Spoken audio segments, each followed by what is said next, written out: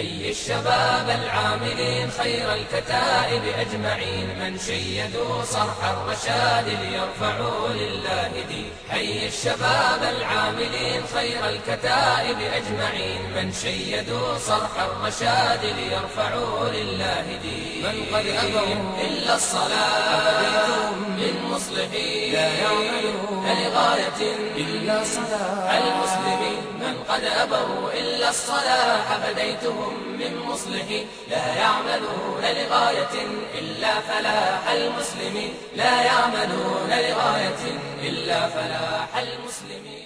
அவை ரெண்டு முக்கியமான விஷயத்தை நீங்கள் விளங்கிக் கொள்ளணும். ஒன்று, பிரச்சனையை சரியாக புரிந்து கொள்ள வேண்டும். உங்களை சூழ நடக்கின்ற விடயங்களை சரியாக புரிந்து கொள்ள வேண்டும். இரண்டாவது, அந்த புரிந்து கொண்ட விடயத்திற்கான சரியான சவால்களை நீங்கள் முன்வைக்க வேண்டும்.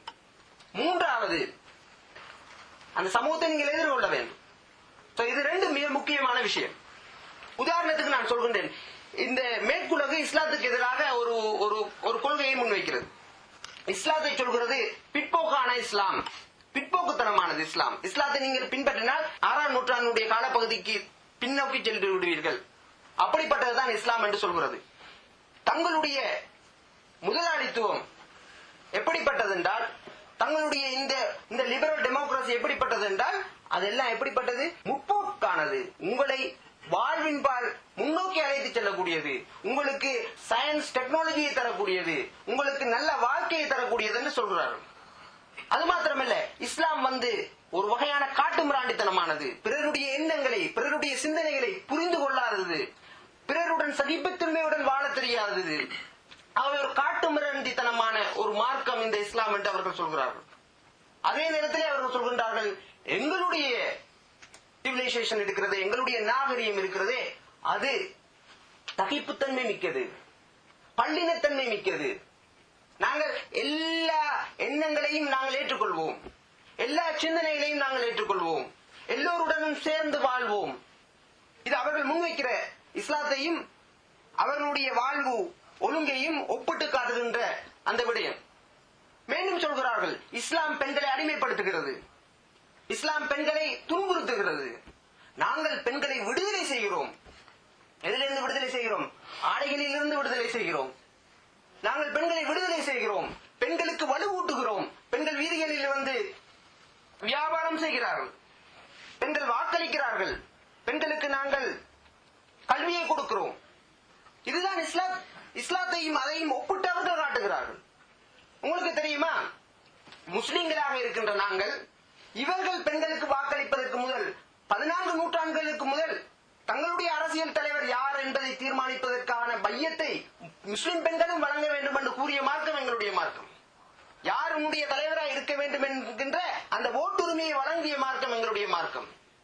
பெண்களுக்கு விவாதத்து உரிமையை வழங்கியது எங்களுடைய மார்க்கம். பெண்களுக்கு கல்வியை வாஜிபாக்கியது எங்களுடைய மார்க்கம். பெண்களை கண்ணியமாக, தாயாக, சகோதரியாக, மனைவியாக, மாட்டான் மனைவியை கூட சகோதரியாக நினைக்க தூண்டிய மார்க்கம் எங்களுடைய மார்க்கம். மோகப் பொருளாக பயன்படுத்திய மார்க்கம் அல்ல எங்களுடைய மார்க்கம். நிர்வாணமாக அலைந்து திரிந்த ஜாகலிய பெண்களுக்கு ஆடை அணிவித்த மார்க்கம் எங்களுடைய மார்க்கம். ஆடை அணிந்த பெண்களை ஆடை களைய வைத்த மார்க்கம் அல்ல எங்களுடைய மார்க்கம். ஆகவே மிக தெளிவாக இந்த வாதங்களை அவர்கள் நீங்கள் முன்வைக்க வேண்டும். இந்த நாட்டிலே கிட்டத்தட்ட 87,000க்கும் 90,000க்கும் ஏற்பட்ட பாலியல் வயது, அதாவது பாலிய வயதிலேயே கற்பமாகின்ற அந்த கற்பத்தை கொண்டு போய் கலைக்கின்ற நிகழ்வுகள் நடக்கின்றது. ஒரு வருடத்துக்கு கிட்டத்தட்ட 1,00,000 சம்பவங்கள்.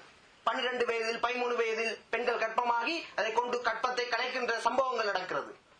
இந்த நாட்டிலே அதாவது 4 பேரில் ஒரு ஆள், இந்த நாட்டில் இருக்கின்ற பெண்களில் 4 பேரில் ஒரு ஆள் வீட்டிலே வன்முறைக்கு உட்படுத்தப்படுகிறார். இந்த நாட்டிலே ஒரு கிழமைக்கு 2 பேர் கொலை செய்யப்படுகிறார் இந்த வன்முறைகளால். இதுக்கு நீங்க வேற எங்கேயும் நீங்க போயிட்டு இதை ஆய்வு செய்ய தேவையில்லை. எந்த விதமான தகுதியும் இல்லாத பத்திரிகையை நீங்கள் எடுத்து பார்த்தாலும் கூட அந்த பத்திரிகையினுடைய 2ஆம் பக்கத்திலேயோ 1ஆம் பக்கத்திலேயோ அல்லது கடைசி பக்கத்திலேயோ நீங்கள் இதை காண்பீர்கள். 2 பேர் கொலை செய்யப்பட்டிருக்கிறார். நீங்க நியூஸ் பார்த்தா அதை காண்பீர்கள். நீங்க சொல்லுங்க, இந்த சிவிலைசேஷனை வச்சுக்கொண்டு எவ்வளவு தூரம் தன்னுடைய காலை கூடுதலாக காட்ட முடியுமோ அவ்வளவு தூரம் கௌரவம் என்று நினைக்கின்ற இந்த சமூகத்தைச் சேர்ந்தவர்கள் எங்களுடைய பெண்களுக்கு நாங்கள் உரிமை வழங்கவில்லை என்று சொல்வார்களே, ஆனால் இதை கேட்டுக்கொண்டு இருப்பதற்கு எங்களுக்கு வெட்கம் இல்லையா? ஆகவே நீங்கள் வாயை திறந்து கதைக்கணும், பேசணும். இந்த சமூகத்தின் மீது சான்று பகர்வதற்காக நாங்கள் அனுப்பப்பட்டவர்கள்.